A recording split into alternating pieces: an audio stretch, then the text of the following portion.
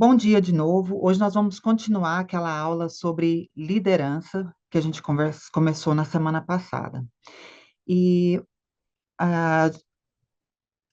para começar, eu queria que vocês pegassem um pedaço de papel, se vocês não têm, ou se vocês são muito assim de tecnologia, eu não sou, acho que eu sou da velha guarda nesse sentido. Pode usar o seu computador mesmo. Eu queria que vocês escrevessem nesse papel, em poucas palavras, um conflito que vocês tiveram durante o seu trabalho nessas últimas 2 semanas. Qualquer conflito. Qual foi um conflito? Não é possível que não teve, né? Assim, eu sei que a gente ama o nosso trabalho, mas sempre tem alguma coisinha difícil. Qual foi um momento mais difícil, complicado, desafiador que você viveu nessas últimas 2 semanas? Só anota aí no papelzinho, vou te dar alguns segundos. E aí, anota embaixo dessa sua anotação, o que aconteceu com esse conflito? Por que ele foi um conflito? O que aconteceu de ruim? Qual foi uma implicação, ou uma consequência, ou um resultado desse conflito? Ao continuar, eu sei que aqui não tem nenhuma criança. Só um pouquinho, gente. A gente sabe que conflitos sempre vão existir. E isso não é sempre ruim, porque isso reflete uma diversidade de perspectivas sobre um determinado problema, um determinado contexto, e isso não é necessariamente ruim. Se todo mundo pensasse igual o tempo inteiro, a gente talvez não teria avanços, ou a gente não teria alegria, ou até mesmo tristeza. Então, é importante a gente lembrar que a- os conflitos são importantes. O, o que é difícil é que muitas vezes eles acontecem e nos trazem sentimentos negativos, né? Emoções negativas. E isso é o que a gente tem que aprender a lidar e tentar resolver. Então, fica com isso sempre no fundo da sua mente. Assim, se está tendo um conflito, é porque nós estamos enxergando situações de formas diferentes, aí a gente tem que investigar. Por quê? Qual é o objetivo final? Aonde a gente está querendo chegar e o que a gente pode fazer para melhorar isso? Então, eu vou parar de compartilhar aqui. Eu tinha colocado isso aqui só para vocês verem. Vou abrir aqui uma ferramenta que a gente já meio que tentou brincar com ela antes, mas vamos lá. Uma plataforma para a gente poder escrever nossos pensamentos. Vamos dizer assim, que nós temos 3 grupos de conflitos. Nós temos conflitos internos ou individuais, nós temos conflitos interpessoais e nós temos conflitos organizacionais. Sim, que a fonte é organizacional. Organizacionais. Eu vou pedir, vocês conseguem, acho que vocês conseguem escrever aqui, não consegue? Minha ideia é de você pegar do lado esquerdo da sua tela, tem uma letra T. Se você clicar na letra T, vai abrir uma caixinha de texto. Escreve, aí o que eu quero pedir para vocês é para escrever abaixo da palavra individual, ou abaixo da palavra interpessoal, ou abaixo da palavra organizacional, quais são esses conflitos que a gente pode identificar ou viver enquanto trabalhando na enfermagem oncológica. Estou vendo aqui na questão individual, estresse apareceu, por exemplo, 2 vezes, isso está ligado com ansiedade, né? Tem a ver também com personalidade, né? Algumas pessoas são mais são mais energéticas e têm que resolver, e outras pessoas são mais, não, vamos ver como é que as coisas vão desenrolar, e são mais tranquilas, né? Tem outros quem escreveu assim divergência entre a equipe de enfermagem, eu vou até mexer isso aqui para cá, para lá do interpessoal, porque isso tem a ver com relacionamento, né? Então seria interpessoal. Mas sim, o imediatismo, preocupação, isso, sem dúvida alguma, são algumas fontes de conflitos internos ou individuais. Pode ter também, ninguém escreveu, mas pode ter a ver com religião, né? Às vezes você pensa, tem uma crença diferente de outra pessoa, e isso leva a um conflito. Então, a sua religião, a sua visão política, a sua educação, né? A forma como você foi educado, não só em termos de escola, o seu nível de escolaridade, mas seus valores que foram colocados, né, introduzidos na sua vida ao longo da sua existência, pode ter a ver com sua classe econômica, o lugar onde você mora. Então, são vários fatores individuais que podem levar a essas fontes de conflito.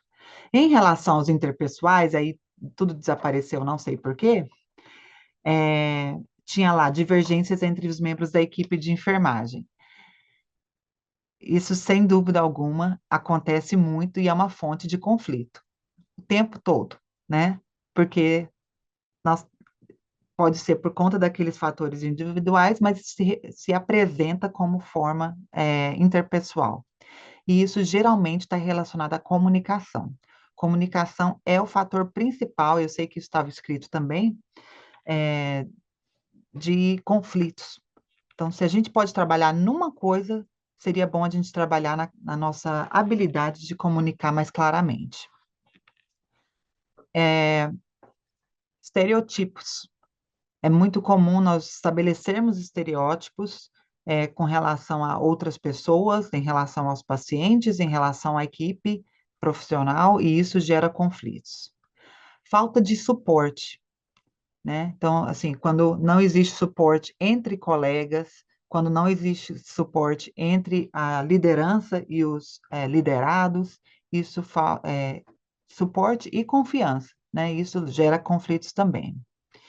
Uma coisa que gera conflitos é quando nós, enfermeiros, temos que reportar ou tem que dar satisfação do nosso trabalho para diferentes lideranças. Então, às vezes, a gente tem que dar um, um relato ou tem que compartilhar um problema que aconteceu na unidade com o chefe imediato de enfermagem, mas também tem que dar satisfação com o dono da clínica. Que aí isso pode gerar conflitos, porque aí depois a conversa fica aquela brincadeira do telefone sem fio, vai ficando alterada à medida que vai passando de um nível para o outro. E na última coluna, que era sobre fontes de conflitos organizacionais, eu acho que eu vi pelo menos umas 2 vezes escrito a questão de processos, né? Sem dúvida alguma, o fluxo de trabalho, o processo, a burocracia é uma fonte de conflito. E muitas vezes elas não estão sob nosso controle, mas gera esse conflito que acaba repercutindo em outras dimensões do trabalho que a gente faz no dia a dia. E aí, o que a gente faz com isso? Né? Deixa eu ver se eu fecho isso aqui. E aí a gente vai ter que melhorar nós vamos ter que aprender a lidar com esse negócio aqui do nosso quadro branco. Como que a gente faz para lidar, então, né, com esses conflitos? Existem várias literaturas que tentam divulgar estratégias para a gente poder melhorar como lidar em situações de conflito. Muitos dessas estratégias, falam sobre algumas práticas. E aí eu queria compartilhar com vocês o que eu tenho visto na literatura e o que eu tenho experimentado também. E eu quero ouvir de vocês depois o que vocês fazem quando vocês têm conflitos. No caso aqui, conflitos interpessoais. Uma forma de lidar é a partir da acomodação. Então, é buscar entender, né, o que está acontecendo e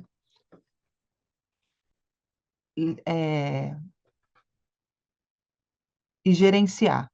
Outra forma é a partir da colaboração. Então, com a colaboração, a gente pode eh, tentar resolver o problema de forma mais objetiva, olhando, percebendo os diferentes pontos de vista das pessoas que estão envolvidas, e tentar chegar de uma forma criativa a uma solução. Esses dois aqui, a acomodação e a colaboração, são as formas mais empregadas hoje em dia por enfermeiros e, na verdade, em qualquer área também.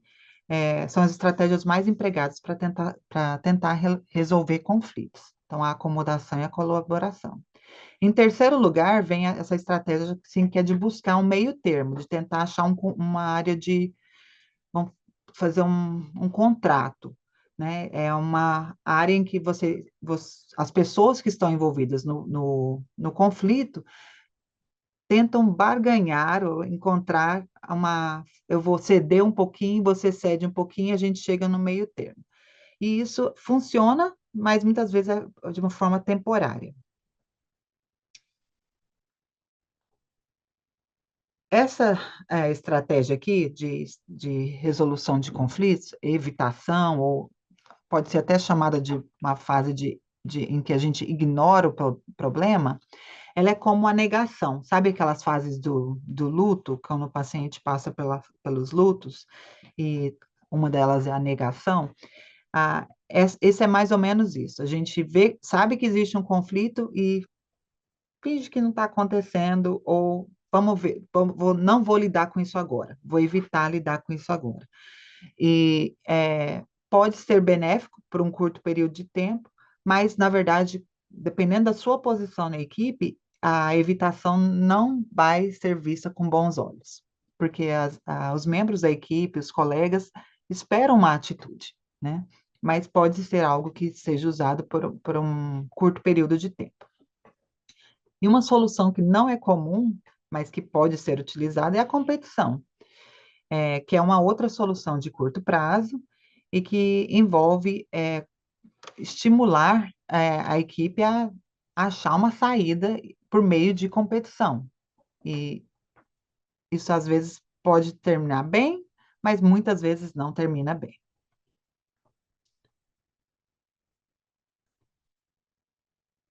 Peraí. Existem outras estratégias que a gente pode utilizar também para resolução de conflito, e elas envolvem comunicação. Então, comunicação é um fator que é a causa de conflitos, mas ela é muitas vezes a solução de conflitos e ela pode ser usada para prevenir conflitos. E quando a gente está comunicando, é importante lembrar de sempre, em primeiro lugar, ter aquela escuta ativa. Eu sei que a gente ouve isso o tempo inteiro, mas é tão difícil fazer, né? Escutar os, as pessoas que estão envolvidas no conflito, escutar os diferentes pontos de vista e aí promover uma comunicação. Quando a gente está comunicando, é importante usar palavras simples, porque escolher com cuidado as palavras. Eu imagino que se eu pedir para vocês levantarem a mão aqui, vocês vão dizer que em algum momento já tiveram algum conflito em que as palavras machucaram muito. E apesar da gente achar que palavras estão ao vento, né, e que não vão ter efeito nenhum na gente, a gente sabe que, na verdade, muitas vezes machuca mais do que uma questão física, assim, alguma ferida, né, física. Então, é muito importante, na hora que a gente está desenvolvendo a comunicação, que a gente seja cuidadoso na escolha das palavras. Outra a estratégia seria de mediar e negociar. Então, mesmo se você não seja não seja a pessoa diretamente envolvida no conflito, tentar apaziguar, tentando achar aquele meio termo, aquela situação em que, tá bom, vamos achar algo que satisfaça um pouquinho a você e um pouquinho ao outro, e que no fim, quem sai ganhando é aquele para o qual nós estamos trabalhando. No caso, a gente sempre tem que lembrar que o nosso foco é o paciente ou a equipe, né? Se o seu cargo é mais gerencial. Então, isso vai ajudar a equipe? Isso vai ajudar o paciente? Não é ajudar a pessoa fulana, é ajudar a equipe. E linkado a isso, quando a gente está comunicando, é muito importante lembrar de usar a palavra eu ou nós, ao invés de você. Porque quando a gente usa a palavra você, a gente, sem querer, a gente pode gerar uma conversa mais de acusação, mais acusatória, e isso acaba fazendo com que a pessoa coloque aquela armadura assim de defesa e a conversa então não vai para frente. Lembre que o problema não é só aquele que está sendo enfrentado, aquele problema direto, mas existem problemas que são subadjacentes. A gente deve sempre incentivar a empatia, né? Então, quando a gente está conversando, faça aquelas perguntas que vão mostrar por que que está sendo conflituoso, qual é o sentimento que está gerando, porque isso faz diferença quando duas pessoas estão conversando ou tentando resolver um conflito. A questão do meio termo a gente já falou um pouquinho, que é encontrar aquele ponto comum e trabalhar em direção a esse acordo comum.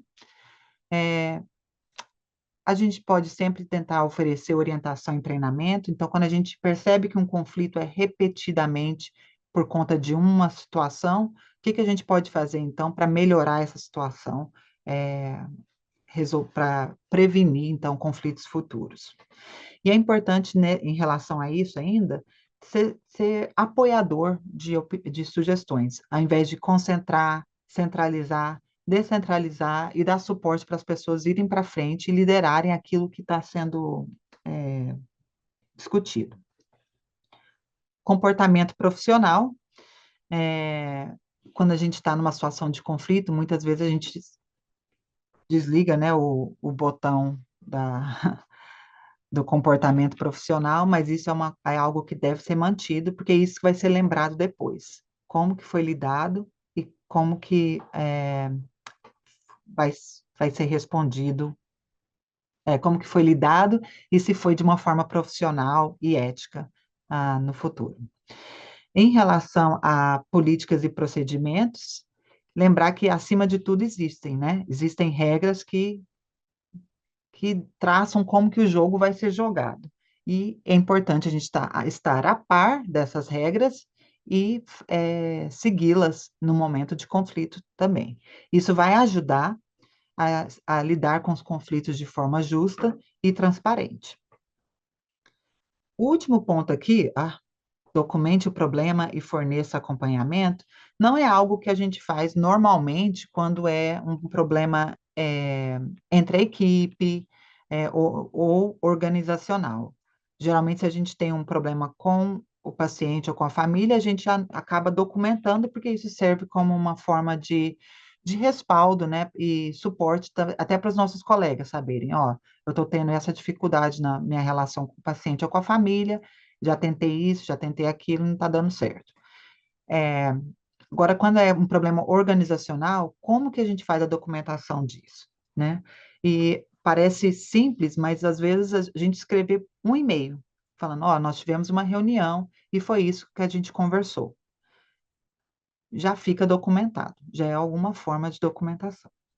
Eu queria parar aqui um pouquinho e saber o que que vocês têm feito com relação a técnicas de mediação de conflito. Vocês usam algumas dessas estratégias ou vocês deixam o circo pegar fogo? Se uma ou duas pessoas puderem compartilhar, eu agradeço.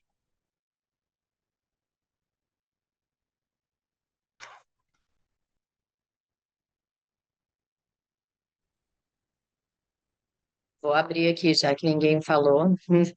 Obrigada. É, bom, eu acho que achar o meio termo sempre, né, é o que a gente tenta fazer. Eu acho que a acomodação e achar o meio termo. A questão da empatia é importante, né? A escutativa, eu acho que a gente, quando está no meio do conflito, apesar da gente saber que a gente precisa disso, como líder, difícil, às vezes, num primeiro momento, você parar e escutar ativamente, porque às vezes você escuta, mas você ouve, né? Você não escuta ativamente. É, E eu acho que durante aí a minha caminhada entre é, liderança mesmo, de equipe, de setor, eu acho que eu fui aprendendo muito isso. A gente escuta, a gente fala aquilo, é o óbvio, né? Que a gente precisa falar sempre, que o óbvio precisa ser dito, mas precisa ser dito e mais do que dito, trabalhado, porque é difícil, né? A gente parar e ter uma real escuta ativa para aquilo, para a gente conseguir processar. E muitas vezes eu não vou resolver naquele momento, muitas vezes eu paro, peço um tempo daquilo, eu falo, olha, nada vai ser feito agora, vamos esperar todo mundo, enfim, respira e eu vou pensar, porque às vezes naquele momento eu não vou conseguir, principalmente se tiver, né, a gente também envolvida no processo, se for alguma coisa entre equipes, eu estou totalmente envolvida no processo, entre serviços diferentes, tipo farmácia, médico e a gente. Eu vou precisar parar, processar um pouco aquilo, ouvir, pegar o que eu ouvi, processar aquilo para eu poder trabalhar com aquilo de uma forma melhor. Então, eu acho que com o tempo eu fui aprendendo a fazer um pouco isso. é.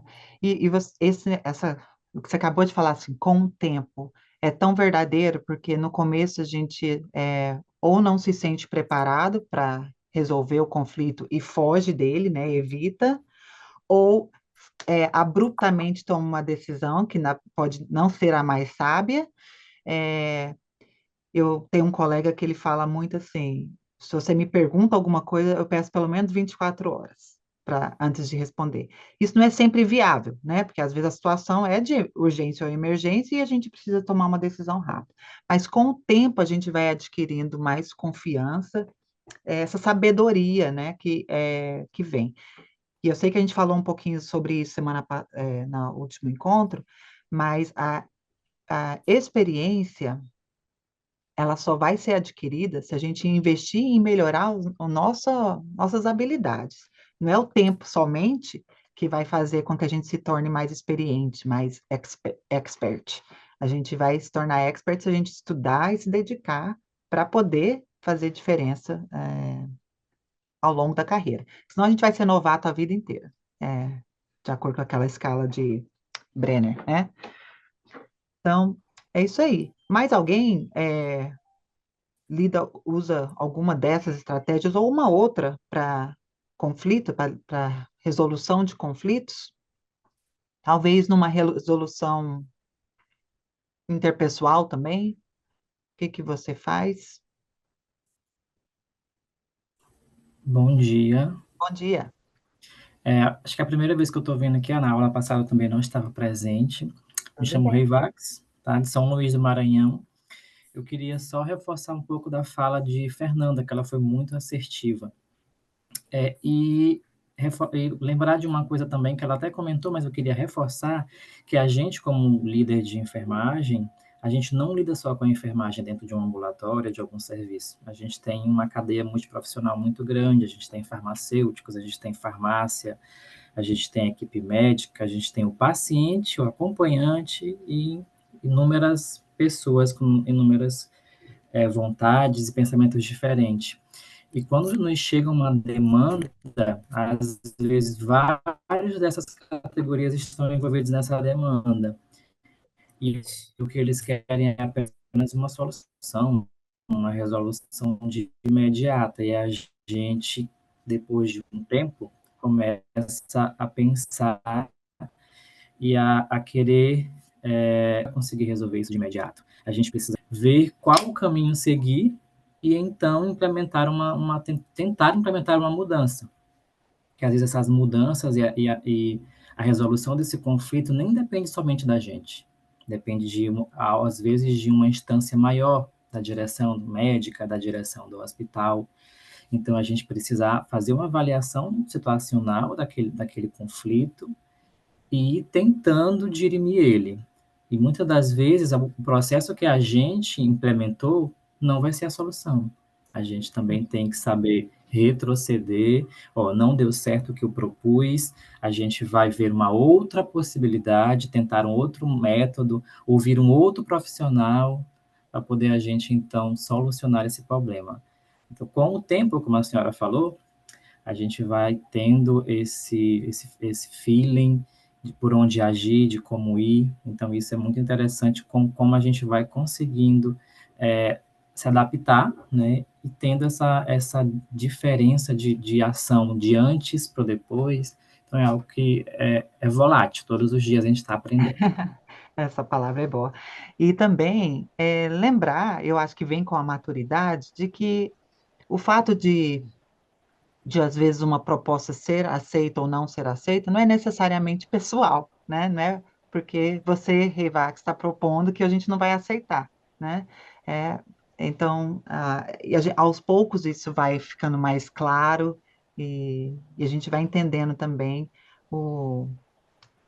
como agir considerando a filosofia, a visão, a missão daquele local de trabalho. Eu sei que trabalho não é algo que a gente quer mudar toda hora, a gente tem dificuldades, né, de achar um bom emprego, mas é importante a gente estar num ambiente de trabalho em que a gente se encaixa, que a gente acredita e que a gente sabe que a gente ali tem. ah, se a gente se encaixa e tem ali um- uma sintonia, né, com aquele ambiente, com os valores daquele local. Porque senão vai ser só conflito o tempo inteiro e aí não tem prazer. Trabalho não é para ser só prazer, mas tem que ter uma disposição, né, de fazer diferença entre todos os integrantes. Dalit, Sim, eu não sei o que você vai falar, mas já que você perguntou, assim, o que eu vejo, e estou vendo vocês colocando aí as situações, tem pelo menos dois tipos de situações aí, né? Uma é um conflito com um colega de trabalho, né?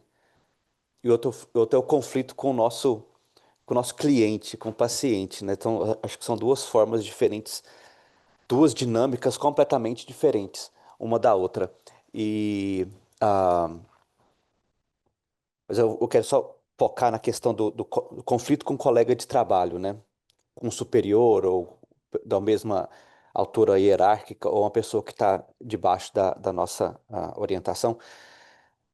Tem uma história que eu acho muito interessante, que é de um filho que foi estudar numa faculdade fora e ele mandou um e-mail para o pai. E o pai ficou muito bravo e ficou reclamando com a mãe. Olha só como é que esse menino fala comigo. Não tem respeito de jeito nenhum. Ele acha que eu sou o quê? Escravo dele. O que que foi? O que que foi que você está falando? Olha como é que ele escreve. Pai, manda dinheiro. Aí a mãe falou assim: Não, deixa eu ver aqui. Não, ele não falou, pai, manda dinheiro. Ele falou assim: Pai, manda um dinheiro. O que essa história mostra para mim é que é assim: por mais que a gente escolha a palavra, como a Dalit falou, a gente escolher a palavra e escrever tudo direitinho, quando a gente escreve e manda um e-mail simplesmente, a entonação que faz, que faz parte da comunicação, a entonação quem põe é quem lê. Então você é, pode ter colocado na maior paz do mundo, mas quem leu, por algum motivo, está lendo, pai, me dá dinheiro. Né? Então eu acho assim que conflitos, situações conflituosas em ambiente de trabalho, com um colega de trabalho, nada melhor do que você resolver pessoalmente. ou conversando por telefone, ou pondo a sua entonação. Emoji também não ajuda, não. Ah, Conversar eu achei que pessoal ajudava. ajuda, mas né, eu acho que tentar resolver pessoalmente, olhar no olho, porque é toda comunicação não verbal, tudo colabora para resolução ou não, pela intensificação de um conflito. Ah, obrigada. Uma situação que Eu pode gerar conflito também é eu vou apresentar para vocês aqui o conceito, está ficando muito popular por aqui, inclusive dentro da enfermagem oncológica, e eu vi publicações no Brasil também, que é sobre o preconceito implícito ou viés implícito. O que é isso?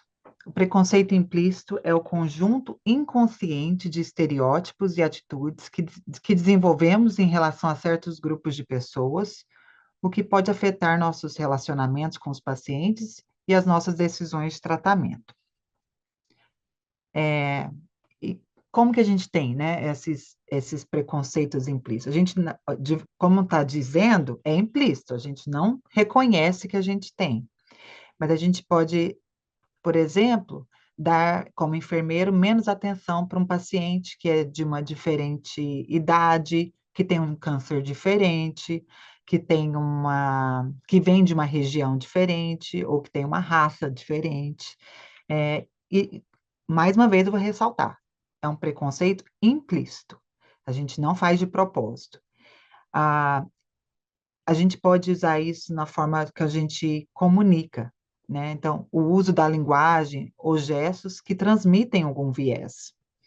Então, quando a gente está falando sobre algum grupo de paciente, a gente levanta a sobrancelha de um jeito, ou mexe a boca de outro jeito. Isso, sem querer, é percebido pelas pessoas e as pessoas vão, aos poucos, registrando que, ó, toda vez que o enfermeiro está falando daquele paciente que volta aqui toda semana, na emergência, sei lá, levanta, faz uma boca diferente. A gente também pode apresentar preconceito implícito quando a gente faz avaliação de risco.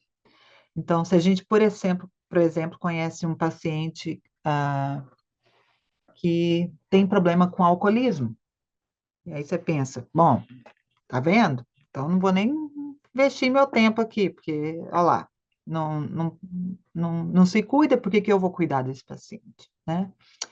Às vezes é em relação a, a um paciente que já está com um prognóstico mais limitado. Ah, não tem muito o que fazer aqui, então vou me dedicar mais para o outro.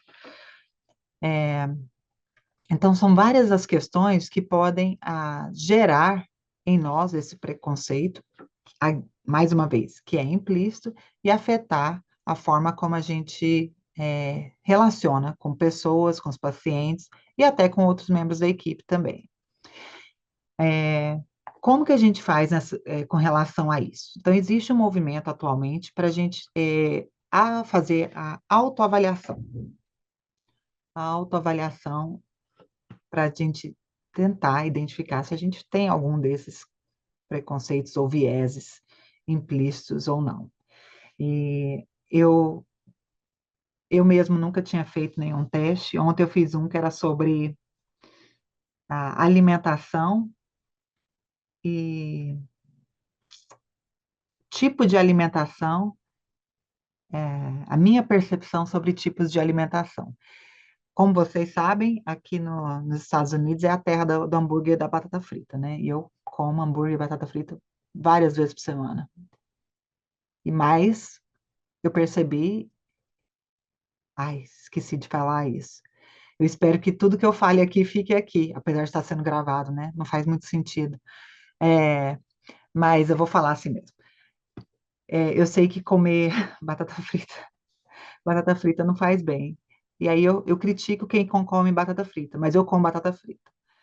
Aí se a pessoa vem até a mim e fala assim, é porque o meu peso está aumentando e eu estou sentindo mais dores, a minha inflamação está pior e tal.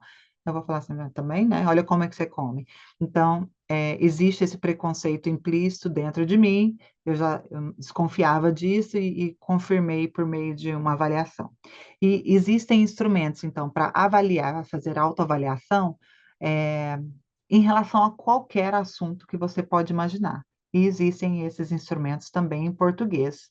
Existe uma, uma pesquisadora brasileira, enfermeira, começou a investigar isso aí no Brasil e já existem publicações sobre viés implícito ou preconceito implícito, e eu recomendo que vocês tirem um tempinho para ler sobre isso e talvez investigarem em vocês mesmos, né? Porque se você consegue investigar, identificar isso em você, você consegue fazer alguma mudança para melhorar a forma como você pratica, a forma como você clinica, evitando, então, esses vieses. Alguma questão sobre isso? Alguma pergunta sobre isso? Já tinham ouvido falar sobre isso? Preconceito implícito? Eu estou vendo algumas pessoas. Ok, muito bem. Então, aqui tem, por exemplo, peraí, só um pouquinho. Aqui. Bom, agradável, orgulhoso, positivo, né? Esses são pensamentos que vêm automaticamente para o nosso cérebro quando a gente vê alguma coisa que a gente concorda, que a gente gosta, que a gente acha saudável, que a gente acha de acordo com aquilo que a gente vê sendo benéfico. E alguns pensamentos que podem vir quando a gente vê algo que é negativo, isso é ruim, é vergonhoso, é decepcionante, eu não acho bom. E traz sentimentos negativos. Então, quando são dois polos que a gente naturalmente pensa quando a gente vê uma pessoa, quando a gente sente um cheiro, quando a gente imagina alguma coisa. Identificar isso é importante para a gente poder lidar com isso. Existe uma publicação falando que o preconceito implícito pode ser mortal. O que você acha sobre isso? Você acha que o preconceito implícito pode ser mortal?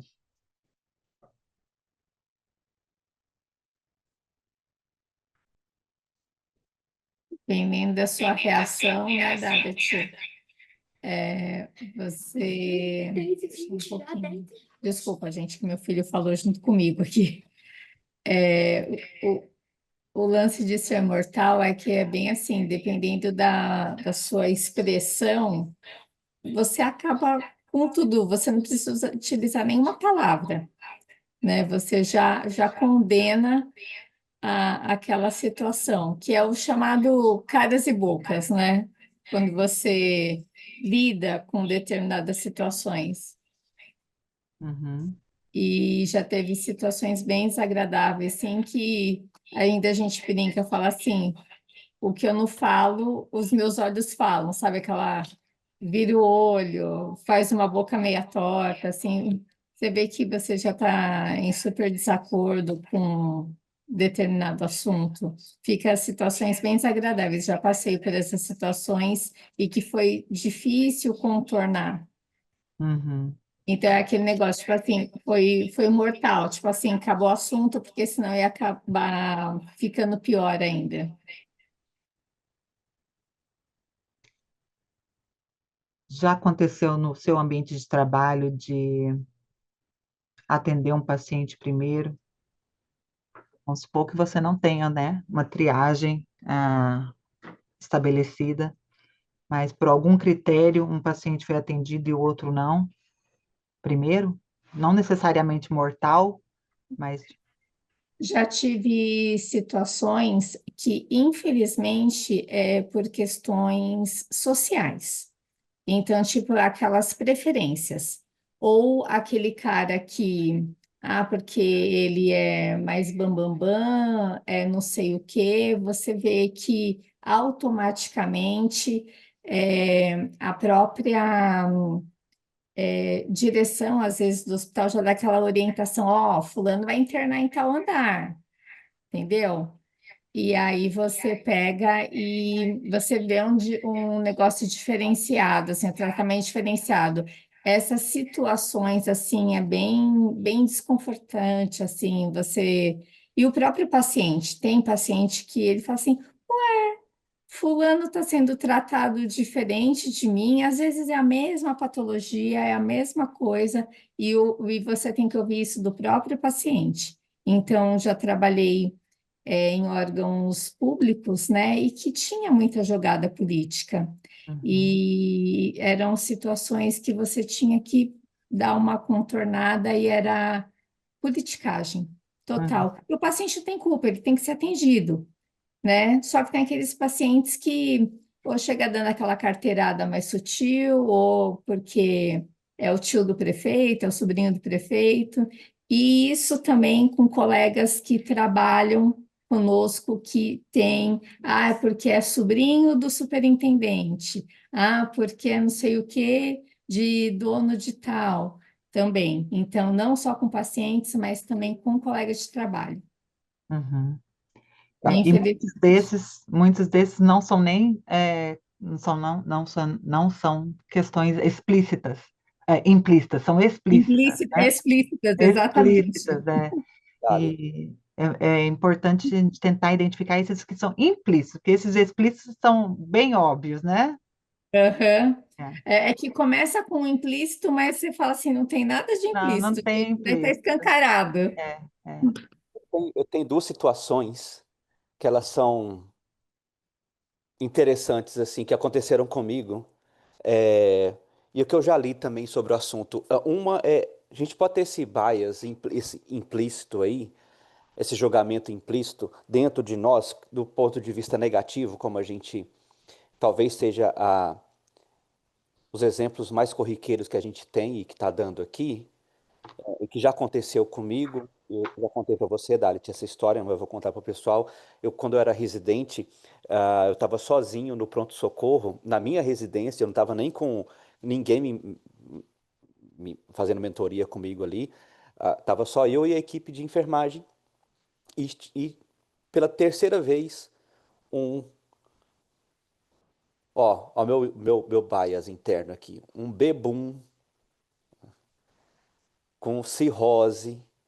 Terceira parada cardiorrespiratória dele, que ele estava internado lá na observação do pronto-socorro. Hospital público, então a observação ficava gente internado também, não era só observação. O hospital estava lotado, a gente tinha que usar todas as áreas do hospital. Lá pela terceira vez traz o bebum, então vamos falar assim, né? Para mim, para eu ressuscitar. Então lá eu com a equipe de enfermagem, só uma equipe dando em cima do bebum, entuba e faz tudo em cima nele lá. De repente chega De repente não, depois de uns 30, 40 minutos e o bebum vai lá, coração começa a bater, para de bater, começa a bater, para de bater, faz droga, vai não sei o quê, mas de repente chega o corpo de bombeiro trazendo um vovozinho lindo, bonitinho, bigodinho, baixotinho, eh, 60 anos, 65 anos, sei lá quantos anos que ele tinha, e traz ele lá, uma parada cardiorrespiratória. Aí vem meu bias interno, olha assim, puxa, esse bebum, terceira vez aqui que ele tá parada cardiorrespiratória, e chega esse vovozinho aqui, bonitinho, fofinho. Vou dar chance pro vovozinho bonitinho, fofinho aqui, né? Então, tô falando isso que você falou que será que esse bias interno não pode gerar morte? Foi a sua pergunta inicial, né? Então, eu condenei o bebum à morte, entre aspas. Só tinha um recurso, eu e minha equipe. Joguei o bebum para um lado e vamos para cima do vovozinho. E o vovozinho não sobreviveu, o vovozinho morreu. A gente fez de tudo lá, 40 minutos, sei lá, o tempo que a gente gastou em cima dele. E na hora que eu olho pro relógio, falo, então, encerramos agora, a hora de óbito, tanto. Passa um pouquinho, um lá grita assim, o bebum tá respirando. Oh, caramba, né? O bebum que eu tinha condenado para a morte estava vivo. traz o bebum para cá. Bom, esse aí é um julgamento negativo que pode condenar à morte, né? Uma pessoa. Um exemplo de julgamento positivo que pode condenar à morte. Aí eu estou falando como médico, mas eu acho que como enfermeiro também isso pode acontecer. Quando você está muito próximo de um paciente, emocionalmente, psicologicamente, você tem um envolvimento muito grande com o paciente. É um paciente antigo seu, ou sei lá, esse paciente está na enfermaria há 6 meses, você está dando conta, tomando conta dele e tal. E você vê uma situação nele, que é uma situação potencialmente de risco de vida. Sei lá, de repente, ele chega para você e fala: tô achando, tô com uma queixa assim, assado, tô achando que eu tô com câncer disso ou daquilo. Você, como está muito próximo desse paciente, você tem uma negação interna, as fases do luto, negação interna de não aceito que esse meu amigo, colega, paciente, sei lá quem for, está com essa doença. Qual que é a sua primeira reação? Ah, isso não é nada não. Que isso é coisa da sua cabeça. E você não investiga. Ou você, como enfermeiro, não vai atrás da resolução daquela coisa. E o paciente morre por causa daquela doença que você, ou daquela situação que você não diagnosticou ou não auxiliou a diagnosticar. Se você não tivesse esse envolvimento pessoal com o paciente, se fosse qualquer outro paciente, a primeira atitude sua ia ser completamente diferente. Ah, tô com uma dor no peito. Aí você fala, ah, não, isso não é nada, isso não é nada não, você vai passar. Isso é SPR, Síndrome do Peido Retido. Brincadeiras à parte. Isso não é nada, isso aí gases que vai passar. Mas se fosse qualquer outra pessoa, você ia mandar imediatamente fazer um eletrocardiograma. E essa pessoa vai e morre. Né? Então eu acho que isso é um exemplo também de que a proximidade, às vezes, ela é traiçoeira e ela pode condenar o paciente à morte também. Situação de morte, como você tinha falado. É. Obrigada, Alex. Eu acho que essa conversa faz a gente refletir bastante, assim, que a gente está vivendo, a gente vive vários conflitos de várias fontes, é difícil resolver e, e parte desses conflitos podem, inclusive, ser internos, por causas internas, como os preconceitos ou vieses implícitos. A gente já está aqui há mais de hora sentado, vamos fazer um intervalo e voltar daqui às 10h15. Pode ser? Dá uns 8 minutinhos de intervalo para pegar uma água, ir no banheiro, respirar um ar fresco.